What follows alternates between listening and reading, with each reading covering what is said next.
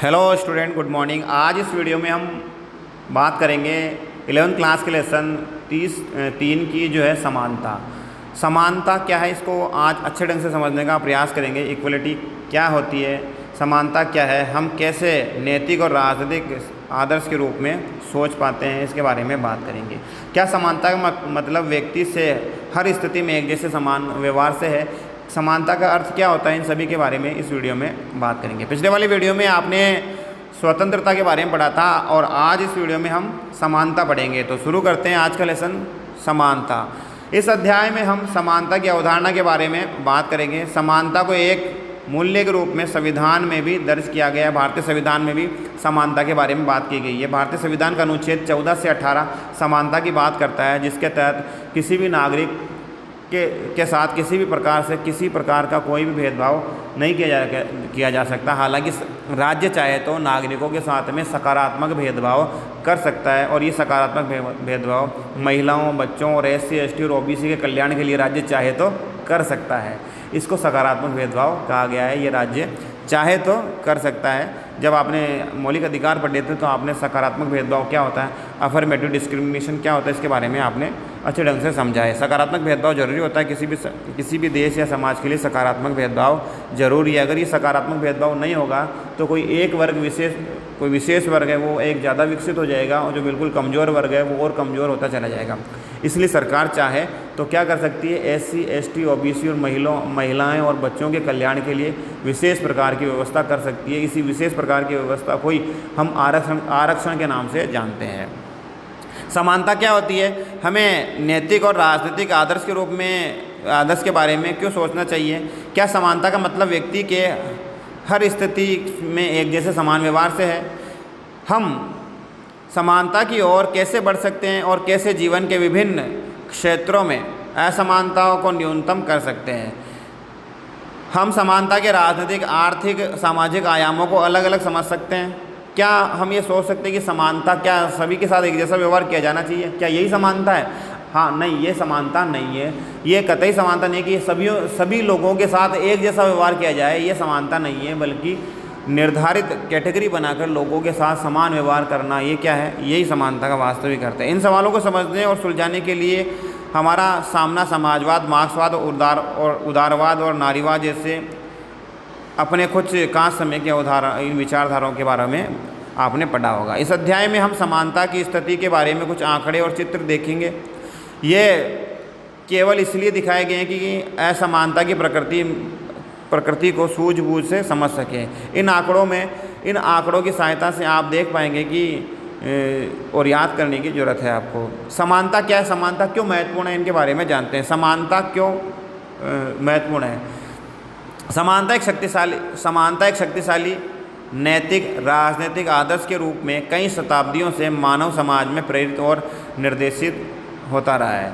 समानता की बात सभी आस्थाओं और धर्मों में समविष्ट व्यवहार से है। हर धर्म ईश्वर की रचना के रूप में प्रत्येक मनुष्य को समान महत्व देता है, समान समझता है। प्रत्येक धर्म ये कहता है कि ईश्वर एक है, सभी की रचना ईश्वर ने की है, हम सभी क्या ईश्वर की संतान है, हमको सब ने ईश्वर ने बनाया है, सभी का ये मानना है। मानव क्या है, प्रकृति की एक अद्भुत रचना है। मानव पृथ्वी का एक अद्भुत ईश्वर की एक सर्वोत्तम कृति है, जिसमें हम तमाम मनुष्य रंग, रूप, लिंग, वंश, राष्ट्रीयता में फ़र्क के बारे में साझेदार होते हैं। समानता का दावा, समानता मानवता के कारण सभी मनुष्य के साथ महत्व और सम्मान पाने योग्य है। साझी मानव की यह धारणा है कि सार्वभौमिक मानवाधिकार या मानव के प्रति अपराध जैसी धारणाओं को पीछे करती है। सार्वभौमिक मानवाधिकार यानी कि सभी मानव को एक जैसा समझना, मानवता के प्रति अपराध की जो प्रवृत्ति है उसको रोकना ही समानता है। अपराध क्या है, अपराध जो है, जो भी कोई भी अपराध एक मनुष्य को लेकर दूसरे मनुष्य के प्रति जो क्रिया की जाती है उसी को हम अपराध कहते हैं। ये अपराध अधिकारों को लेकर हो सकता है, अब अपने किसी विवाद को, किसी ज़मीनी विवाद को लेकर मनुष्य अपराध की प्रवृत्ति की ओर बढ़ते हैं। जबकि मनुष्य क्या है, मनुष्य तो ईश्वर की संतान है, वो इस प्रकृति की सर्वोत्तम रचना है, उसको इस प्रकार के कार्यों में लिप्त नहीं होना चाहिए। लेकिन आज का मनुष्य इन सभी में भी भागता रहता है। बहुत सी सामाजिक आस्थाएं और राजसत्ता लोगों में मद, धन, पद, हैसियत और विशेषाधिकार की असमानता कायम रखती है। आधुनिक काल में सभी मनुष्यों की समानता, राजसत्ता और ऐसी सामाजिक संस्थाओं के खिलाफ संघर्षों में एकजुटता लाने वाले नारे के रूप में इस्तेमाल की जाती है। 18वीं शताब्दी के उत्तरार्ध में फ्रांसीसी क्रांति में भूसामंती, अभिजन्य वर्ग और राजशाही के खिलाफ विद्रोह के दौरान स्वतंत्रता, समानता और भाईचारा फ्रांसीसी क्रांतिकारियों का प्रमुख नारा था। देखो, फ्रांस में जब राज्य क्रांति हुई थी, फ्रांस की राज्य क्रांति आप पढ़ते हैं तो फ्रांस की राज्य क्रांति का जो मुख्य नारा था वो क्या था? स्वतंत्रता। वहाँ लोग चाहते थे कि उन्हें क्या किया जाए? स्वतंत्र किया जाए, वो पूर्ण रूप से स्वतंत्र हो, अपने निर्णय स्वयं ले सके, यानी कि उन पर प्रतिबंध जो है वो हटाया जाए। यानी कि स्वतंत्रता का आशय क्या? बाहरी प्रतिबंधों का नियंत्रण हट जाना स्वतंत्रता है। समानता, यानी कि उन लोगों के साथ समान व्यवहार किया जाए, और भाईचारा, ब्रदरहुड वहाँ किया जाए। इनके खिलाफ लोगों ने खूब आंदोलन किया और अंत में 1789 में फ्रांस की राज्य क्रांति हुई थी। आपने ये पढ़ा पिछले वाली वीडियो में, आपने इस बारे में जाना था। 20वीं शताब्दी में एशिया और अफ्रीका के उपनिवेश विरोधी स्वतंत्रता संघर्षों के दौरान भी उठी थी, और ये लगातार उन निरंतर समूहों द्वारा उठाई जा रही थी।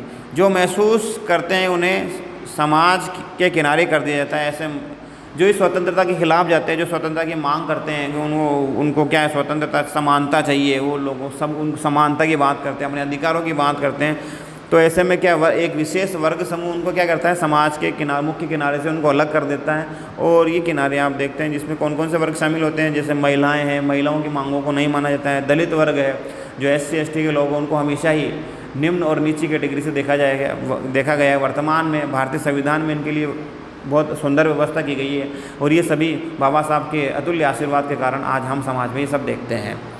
बाबा साहब भीमराव अम्बेडकर के कारण ये सभी हो पाया है। सभी मनुष्य को भारतीय संविधान में समान अधिकार दिलाने के लिए भीमराव अम्बेडकर बाबा साहब ने इसके लिए संघर्षरत रहे, और सभी उनका योगदान जो है महत्वपूर्ण संविधान में माना जाता है। भीमराव अम्बेडकर को संविधान का जनक, भारतीय संविधान के शिल्पकार और मनु भी कहा जाता है।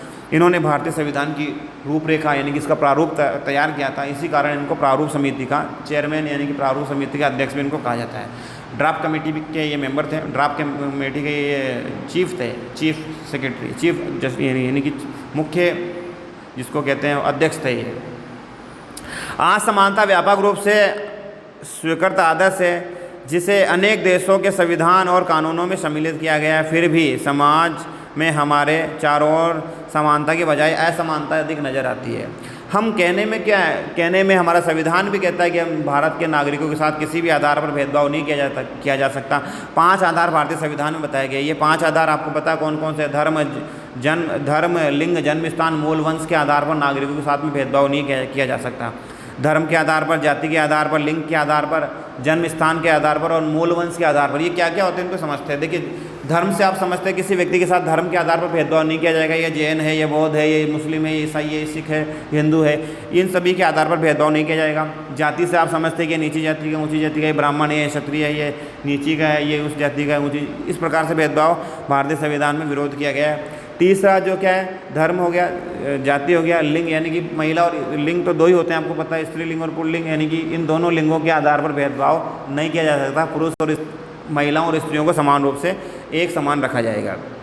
धर्म, जाति, लिंग और जन्म स्थान, यानी कि जन्म स्थान का मतलब, जन्म स्थान से आशय है कि हम सभी क्या है? भारत के नागरिक हैं। अगर हम राजस्थान में रहते हैं तब भी क्या है? भारत का अभिन्न अंग है। अगर कोई यूपी में रहता है वो भी क्या है? भारतीय है। इस वजह से क्या, जन्म स्थान के आधार पर भेदभाव नहीं किया जा सकता। हम भारत के लोग कहीं पर भी आ जा सकते हैं, हमें हमारे जन्म स्थान के आधार पर भेदभाव नहीं किया जाएगा। ये नहीं कहा जा सकता कि आप राजस्थानी हैं, आपको यूपी में आपका क्या काम है, आपका बिहार में आप नहीं रह सकते, बिहार में क्यों आए? हम तो बिहारी हैं, बिहारी बिहारियों के लिए है, राजस्थानी राजस्थानियों के लिए है, मराठी मराठों, जो महाराष्ट्र है वो मराठियों के लिए। इस प्रकार की बात नहीं की जा सकती। यानी मूल वंश क्या होता है? मूल वंश का मतलब होता है कि जैसे राजा महाराजा थे, अब वो पहले किंग थे, यानी कि उनका साम्राज्य था, तो जाहिर बात है उनके वंश आज भी कहीं है, अस्तित्व में है। तो वो ये नहीं कह सकते हमारा वंश राजवंश है, इसलिए क्या है तुम अब दास बन जाओ, आज भी हम राजा हैं, हमारे दास बनो। यानी कि मूल वंश के आधार पर कोई व्यक्ति अपने वंश के आधार पर भेदभाव नहीं कर सकता। यानी कि किसी प्रकार कोई वंश, कुछ भी वंश रहा उसको, चाहे सिसोदिया वंश, चाहे राठौड़ वंश, किसी प्रकार का कोई वंश रहा हो, चाहे मुगल वंश, सैयद वंश, कुछ भी रहा हो। अब क्या है 1950 के बाद सभी भारतीय क्या एक समान कर दिए गए, न कोई राजा है न कोई रंक है, भारतीय संविधान में सभी को समान किया गया है, समानता को देखते हुए सभी किया गया है। इसका उल्लेख भारतीय संविधान के अनुच्छेद 14 से 18 के तहत किया गया है। तो ये सब आपने समझा, 5 आधारों पर भेदभाव नहीं किया जा सकता। भारतीय संविधान का अनुच्छेद 15 इन बातों का उल्लेख करता है। हालांकि अनुच्छेद 15 में कुछ छुपी हुई बातें भी हैं, जैसे राज्य चाहे तो SC, ST, OBC और महिलाओं के कल्याण के लिए भेदभाव करेगा।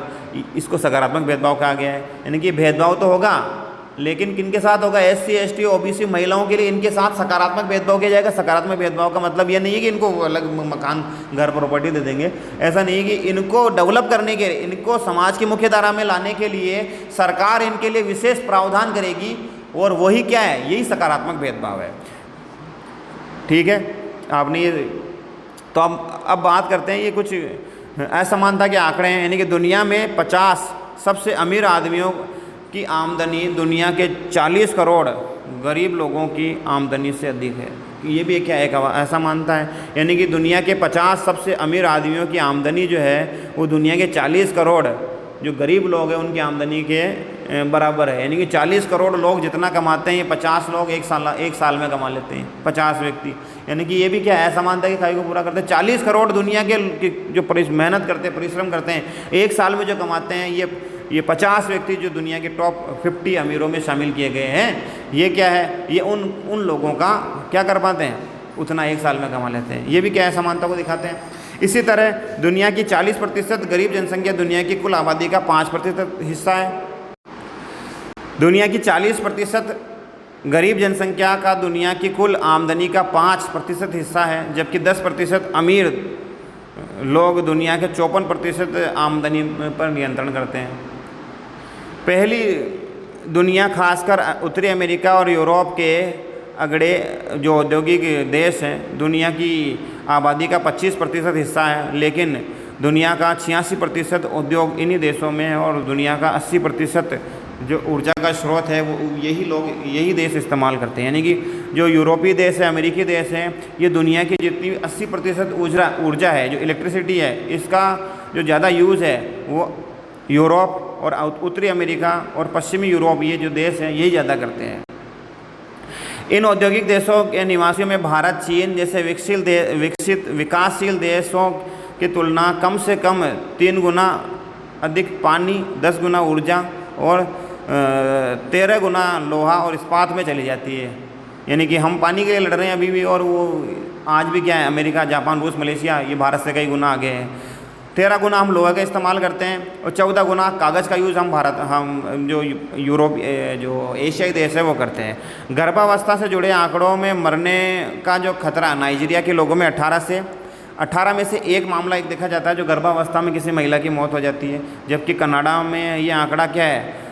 8,700 में से एक मामला देखा जाता है। यानी कि देखिए कनाडा क्या है? विश्व में सबसे जो जन्म दर है, मृत्यु दर के मामले में सबसे न्यूनतम वहाँ की दर्ज की गई है। यानी कि जो गर्भस्थ शिशु होते हैं उनकी मृत्यु 8,700 महिलाओं में एक महिला की जो मृत्यु, एक महिला के बच्चे की मृत्यु क्या है? ऐसे मामले में होती है। जबकि नाइजीरिया क्या है? वो हर 18 में से एक महिला को खो देता है। इसी तरह ज़मीन के अंदर से निकलने वाले ईंधन, जैसे कोयला है, पेट्रोलियम है, प्राकृतिक गैस है, इनको जलाने में दुनिया भर में जो कार्बन डाइऑक्साइड गैस निकलती है, उसमें से पहली दुनिया में औद्योगिक देशों का जो हिस्सा है वो दूसरा है। अम्लीय वर्षा में यानी कि एसिड रेन जो होती है, इसके लिए जिम्मेदार सल्फर और नाइट्रोजन ऑक्साइड ये का भी इन तीनों में योगदान है। ज़्यादा प्रदूषण फैलाने वाले में बहुत सारे उद्योगों को विकसित देशों को हटाकर विकासशील देशों में लगाया जाए। जो देश विकसित हो चुके हैं, जहाँ पर ज़्यादा उद्योग धंधे हैं, जिन विकसित देशों में उद्योग धंधे हैं, उन उद्योग धंधों को हटाकर कहाँ लगाया जाए? जो विकासशील देश हैं वहाँ पर लगाया जाए। ये जो रिपोर्ट है, ये मानव विकास रिपोर्ट 2005 की है। ये मानव विकास report United Nation Development Programme के द्वारा ये रिपोर्ट बनाई गई है। ये रिपोर्ट जो है आप अपनी किताब में देख रहे हैं, ये कोई ऐसे मन से छापी नहीं गई है। ये यूनाइटेड नेशनल डेवलपमेंट प्रोग्राम के द्वारा यानी कि मानव विकास रिपोर्ट 2005 में विकसित की गई थी। इसी तरह भारत में असमानता को दिखाने वाले कुछ आंकड़े ये भी आपके सामने हैं। हमारे यहाँ 2011 की जनगणना के अनुसार, 2011 में हमारी जनगणना, भारत की जनगणना होगी, 2021 में फिर से होगी। 2011 की जनगणना के लिए घरेलू संपदा सुविधाओं के बारे में बहुत से आंकड़े उपलब्ध हैं। इनको याद करने की आवश्यकता नहीं है। इन आंकड़ों को गाँव और शहरों के बीच में असमानता को दर्शाने के लिए बताया गया है। देखिए, बिजली का कनेक्शन जहाँ ग्रामीण परिवार है वो 55% ही, आज क्या 100 में से 55% ही ग्रामीण लोग क्या हैं, बिजली का उपयोग कर पाते हैं। जो 45% लोग हैं वो आज भी क्या अंधेरे में रहते हैं। 70 साल हो गए भारत को आज़ाद हुए, फिर भी क्या है, आज भी भारत के कई गाँव क्या है, 45% गाँव क्या है, आज भी अंधेरे में रहते हैं। और जहाँ शहरों की बात करते हैं, शहरों में 93% लोग क्या हैं, बिजली का उपयोग कर पाते हैं। 93% ही लोग क्या हैं, जहाँ के घरों में बिजली है, लोगों के घरों में। मकान में सरकारी नल का कनेक्शन, यानी कि जहाँ पानी की व्यवस्था की बात करें तो आज भी गाँव में 35% लोग ही क्या है, पानी का जो उनके घरों में नल का कनेक्शन है, और 71% लोग जो शहरों में पानी का यूज़ कर पाते हैं। ये हमारे देश की विडंबना है, जो 70 साल स्वतंत्र होने के बावजूद भी आज क्या है, हम इन मूलभूत सुविधाओं से वंचित हैं। ये हमारे देश का दुर्भाग्य है। मकान में स्नानागार, यानी कि जहाँ टॉयलेट की बात करें तो टॉयलेट के लिए जो 45% लोग, ग्रामीण लोग, वो घरों में अपने टॉयलेट का इस्तेमाल करते हैं, जो शहरों में 97% लोग टॉयलेट का इस्तेमाल करते हैं। 87% लोग शहरों में टॉयलेट का यूज़ करते हैं, जबकि 45% गाँव में आज भी क्या है, 55% लोग क्या है, टॉयलेट का यूज़ नहीं करते हैं। टेलीविज़न की बात करें तो टेलीविज़न किन किन घरों में, लगभग 33% शहरी लोगों के, ग्रामीण लोगों के घरों में टेलीविज़न है। 33% लोग क्या टेलीविज़न को देखते हैं और जिससे जो देश दुनिया से जुड़े रहते हैं, जबकि 77% शहरों का आंकड़ा है। मोपेड यानी कि मोटर गाड़ी जिसको आप कहते हैं, स्कूटर है, साइकिल है, ये 14% लोग ही गाँव में इसका यूज़ कर पाते हैं। यानी कि गाँव में 14% लोगों के पास ही क्या है, मोटरसाइकिल है, और 35% लोग गाँवों में हैं, शहरों में इसका यूज़ करते हैं। इस प्रकार जीप है, वैन है, कार है, यानी जो भारी व्हीकल है, 2% लोग ही गाँवों के 2% लोग ही क्या हैं, इन व्हीकल्स का यूज़ करते हैं। शहरों में इसकी बात करें तो इसका प्रतिशत 10% है। तो ये भी असमानता को व्यक्त करता है, आपने ये जाना। तो अगले वाले वीडियो में हम असमानता क्या है, इसको किस तरीके से समझा जा सकता है, इसको अगले वाले वीडियो में पढ़ेंगे। तो आज के लिए इतना ही, मिलते हैं फिर नए वीडियो में। तो आपने इस वीडियो में समानता के बारे में पढ़ा, समानता क्या है, समानता के बारे में और अगले वाले वीडियो में पढ़ेंगे, समानता को किस तरीके से अच्छे ढंग से समझा जा सकता है। तो आज के लिए इतना ही, मिलते हैं फिर से नई वीडियो में। थैंक्स फॉर वॉचिंग, धन्यवाद।